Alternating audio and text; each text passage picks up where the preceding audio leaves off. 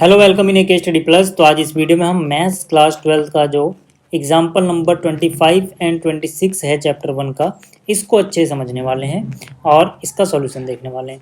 तो यहाँ पर देखो, जो एग्जाम्पल नंबर 25 है इससे शुरू करते हैं। इसमें बोला गया कि कंसीडर करो कि कोई आइडेंटिटी फंक्शन है जिसको डिनोट किया गया है आई एन से, जो कि set of natural number to set of natural number defined है। अब क्योंकि यहाँ पे इसको आइडेंटिटी फंक्शन बोल दिया गया, तो इसका मतलब है कि इसके अंदर आप जो भी पुट करोगे आपको ये वही वापस से रिटर्न कर देगा। मतलब x पुट करोगे तो x मिल जाएगा आपको, ठीक है, for all x belongs to natural number.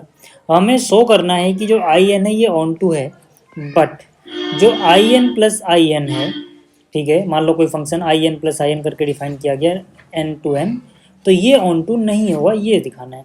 अब I N plus I N क्या है, इसको यहाँ विस्तार से समझाया गया है कि इसका मतलब है I N x plus I N x, यानी कि ये जो फंक्शन था इसको अलग अलग करके जोड़ दो तो क्या मिल जाएगा, 2x मिल जाएगा। तो ये ऑन टू नहीं है, ऐसा हमें दिखाना है, ठीक है। तो इसको बहुत आसानी से हम सॉल्व कर सकते हैं। पहले बात करते हैं कि ये जो चीज़ है ये ऑन टू कैसे है। देखो, आई एन कहाँ से कहाँ डिफाइंड है, set of natural number to set of natural number.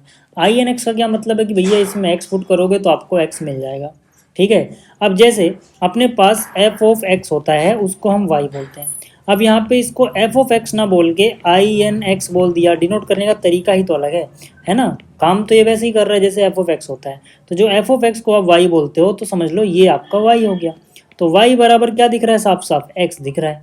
अब मुझे बताओ कि वाई कहाँ से आ रहा है, यहाँ से, एक्स कहाँ से आ रहा है, यहाँ से। अब क्योंकि अगर एक्स और वाई बराबर हैं तो मतलब यहाँ पर देखो ये भी नेचुरल नंबर है, ये भी नेचुरल नंबर है, तो यार इस सेट में जितने भी नेचुरल नंबर यानी वाई हैं उनके बराबर यहाँ से भी आपको कोई ना कोई नेचुरल नंबर मिल रहा है। जैसे यहाँ से आप 1 लोगे तो यहाँ पर भी 1 होगा, यहाँ से आप 2 सेलेक्ट करोगे यहाँ भी 2 होगा, यहाँ से आप 3 सेलेक्ट करोगे यहाँ भी 3 होगा, क्योंकि यहाँ पे ना वाई और एक्स बराबर हो जा रहे हैं। तो यहाँ से हम बोल सकते हैं यहाँ पर जितने भी वाई हैं उनके बराबर एक्स यहाँ पे मौजूद है, क्योंकि वाई और एक्स बराबर हैं। तो मतलब जितने भी वाई हैं सब किसी न किसी एक्स की इमेज बन रहे हैं। यही तो ऑन टू होता है। ऑन टू में क्या दिखाया था मैंने आपको, याद करो कि यहाँ पर जितने भी एलिमेंट है कोई छूटना नहीं चाहिए, सब किसी न किसी एक्स की इमेज हो जाने चाहिए। अब क्योंकि यहाँ पे सारे ही वाई किसी न किसी एक्स की इमेज बन पा रहे हैं, है ना, क्योंकि हमें साफ साफ दिख रहा है कि ये भी नेचुरल नंबर है, ये भी नेचुरल नंबर है, यहाँ पे जितने भी नेचुरल नंबर होंगे उनके बराबर नेचुरल नंबर यहाँ बैठा हुआ है। तो हम बोलेंगे here x and y are always equal, for all y belongs to natural number there exist some x.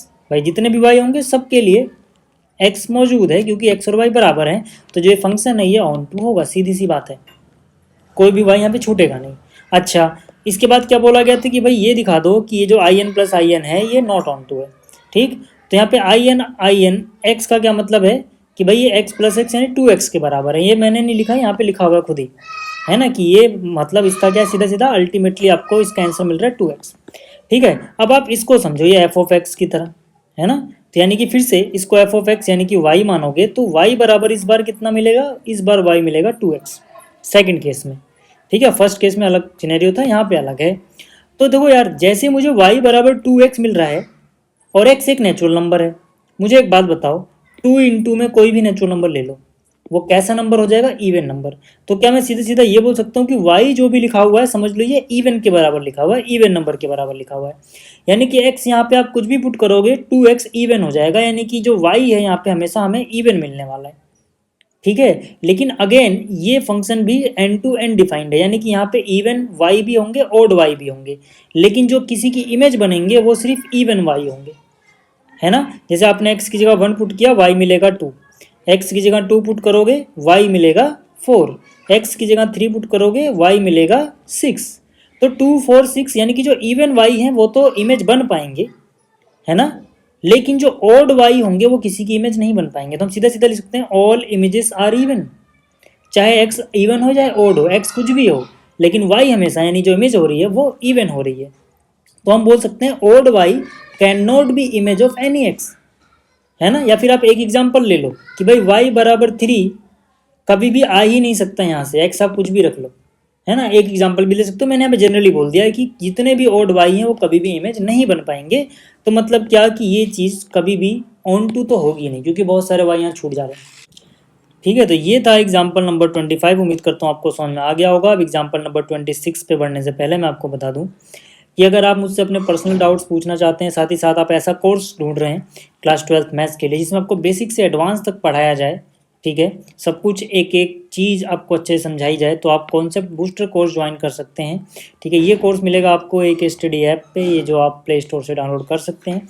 इसको ज्वाइन करने के बाद आप मुझसे अपने पर्सनल डाउट मैथ से रिलेटेड व्हाट्सएप पे पूछ सकते हैं। साथ ही साथ आपको हर लेक्चर की पीडीएफ मिल जाएगी, इंपॉर्टेंट क्वेश्चंस के भी अलग से लेक्चर मिल जाएंगे चैप्टर वाइज, और कंप्लीट 1 ईयर का गाइडेंस आपको मिलेगा। मतलब पूरे साल आप मुझसे जुड़े रहोगे, जहाँ भी आपको दिक्कत आ रही है जिस चैप्टर में, आप पर्सनली मुझे व्हाट्सएप पे कनेक्ट करके पूछ पाओगे। ठीक है, तो चलिए ये हो गया एग्जाम्पल नंबर 25। अब बात कर लेते हैं ज़रा एग्जाम्पल नंबर 26 की। ठीक है, देखो एग्जाम्पल नंबर 26 भी काफ़ी ईजी है। इसमें बोला गया है कि भैया कंसिडर करो कि एक फंक्शन है जो कि यहाँ से रियल नंबर में डिफाइंड है, और जो ये एफ एक्स है ये बराबर है साइन एक्स के, यानी एफ एक्स क्या है, साइन एक्स। और इसी तरह से एक दूसरा फंक्शन है जी एक्स जो कि इस सेट से रियल नंबर के सेट में डिफाइंड है, जी एक्स बराबर है कोस एक्स। अब हमें शो करना है कि एफ एंड जी तो 1 1 है, but f plus g is not 1 1। तो देखो यार, पहले अलग अलग बात करते हैं एफ और जी की। ठीक है, जो फंक्शन एफ है वो इस सेट से रियल नंबर में डिफाइंड है। ठीक है, 0 से लेके π/2। अगर आप ग्राफ से देखो तो आपको ज़्यादा समझ में आ जाएगा।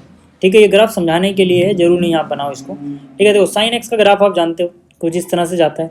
यहाँ पे ये क्या है 0, ये क्या है π/2, ये क्या होता है पाई, ये होता है 3π/2, ये 2π। ठीक है, ये -1 to 1 जाती है वाई इसका। ठीक है, लेकिन हमें जो देखना है ना, हमें जो डोमेन है वो 0 से π/2 है, इसलिए मैंने सिर्फ इतना हाईलाइट किया है। ठीक है ना, x 0 से π/2 इतना ही पुट कर सकते हो, मतलब रेंज भी आपको इतनी ही मिलेगी कुछ। तो यहाँ पे आप देखो, चाहे मैं x ये पुट करूँ तो अलग इमेज आ रही है, यहाँ पे x पुट करूँगा तो इसके कॉरस्पॉन्डिंग इमेज के लिए आप इस पर परपेंडिकुलर डाल दो, है ना। यहाँ पे x देखो तो इसके लिए y यहाँ मिलेगा, यहाँ पे x देखो तो इसके लिए y यहाँ मिलेगा। मतलब जो भी x है ना, x एक्सिस ये y ये रहा। ठीक है, कोई भी x आप पुट करते हो, x1 यहाँ पे, x2 यहाँ पे, या फिर x1 यहाँ पे, x2 यहाँ पे, सारे x1 x2 के लिए जो ये इनकी इमेजेस मिल रही हैं ये हमेशा डिफरेंट आ रही है। तो जाहिर सी बात है कि किन्हीं भी 2x की सेम इमेज नहीं है, तो ये 1 1 तो है, यहाँ से भी दिख रहा होगा, है ना। तो यहाँ से हम बोल सकते हैं कि अगर F of x sine x है और जी ऑफ एक्स कोस एक्स है, तो कोई भी आप x1 x2 ले लो इस रेंज में, कोई भी x1 x2 ले लो इस रेंज में, साइन x1 कभी भी बराबर आएगा ही नहीं साइन x2 के। भाई साइन ऑफ x1 का मतलब y1 और ये y2, यानी इमेजेस कभी बराबर नहीं आएंगी अगर x अलग अलग हैं तो। और इसी तरह से जो जी एक्स है यहाँ पर भी देख लो भाई, कॉस एक्स का ग्राफ कुछ ऐसा होता है, और यहाँ पे कॉस का डोमेन क्या है 0 से π/2, यानी कि सिर्फ 0 से π/2 इतना ही देखना है आपको ग्राफ, बाकी आप भूल जाओ। ठीक है, तो यहाँ पर देख लो x1 x2 जो भी अलग अलग लोगे उनकी इमेजेस अलग अलग मिलेंगी।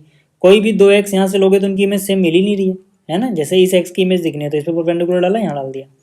ठीक है, तो ग्राफ से भी आप देख सकते हो, इसको समझ सकते हो कि cos ऑफ x1 कभी भी बराबर आएगा ही नहीं cos ऑफ x2 के, जब x1 x2 कोई भी ले लो आप डिफरेंट अलग अलग। तो मतलब क्या है, f भी 1 1 है और g भी 1 1 है। 1 1 का मतलब ही तो यही था कि अगर x अलग अलग है तो उनकी इमेजेस भी अलग अलग होनी चाहिए। तो यहाँ पे आप देख सकते हो सिंपली। ठीक है, लेकिन अगर मैं f और g को जोड़ के देखूँ, यानी कि f plus g of x, है ना, f plus g of x का मतलब यहाँ समझाया गया है sine x plus cos x. ठीक है, f प्लस जी का मतलब क्या हो जाएगा, sign x plus cos x. क्यों, क्योंकि एफ ऑफ एक्स है साइन एक्स और जी ऑफ एक्स है कोस एक्स। ठीक, तो यहाँ से देखो अगर मैं x की वैल्यू 0 ले लूँ, ठीक है, तो यहाँ से x की जगह आ गया 0, यहाँ पे x की जगह आ गया 0, यानी कि ये हो गया साइन 0, ये हो गया कोस 0। तो साइन 0 तो 0 होता है, लेकिन कोस 0 1 होता है, तो 0 + 1 1 आ गया। यानी कि अगर आप x की वैल्यू 0 ले रहे हो तो आपको आंसर मिल रहा है 1, इमेज मिल रही है 1, तो 0 की इमेज आ गई 1। ठीक है, इसी तरह से अब आप 0 ना लो, π/2 ले लो। अगर x की वैल्यू क्या ले लो, π/2, तो यहाँ पे x की जगह क्या आ जाएगा π/2, यहाँ पे x की जगह क्या आएगा π/2। साइन π/2 1 होता है, जबकि कोस π/2 0 होता है, तो अगेन 1 + 0 नहीं 1 आ गया। तो आप देखोगे तो 0 की इमेज भी 1 आ रही है, π/2 की इमेज भी 1 आ रही है, मतलब डोमेन में यहाँ पे 0 की इमेज भी 1 आ रही है और π/2 की इमेज भी 1 आ रही है। तो ये फंक्शन 1 1 तो नहीं हुआ, मैनी 1 हो गया ना। तो यहाँ से हम बोलेंगे भैया कि f प्लस जी 0 और f प्लस जी π/2 दोनों ही आपस में बराबर हैं। तो ये समझो x1 है, ये समझो x2 है, लेकिन x1 x2 तो बराबर नहीं है, मतलब 0 और π/2 तो बराबर नहीं होते हैं, तो मतलब ये 1 1 नहीं है। ठीक है, तो उम्मीद करता हूँ कि आपको ये दोनों एग्जाम्पल नंबर 25 और एग्जाम्पल नंबर 26 समझ में आ गए होंगे। तो इस वीडियो में इतना ही, जल्दी मिलेंगे अगली वीडियो में। इस वीडियो को देखने के लिए धन्यवाद।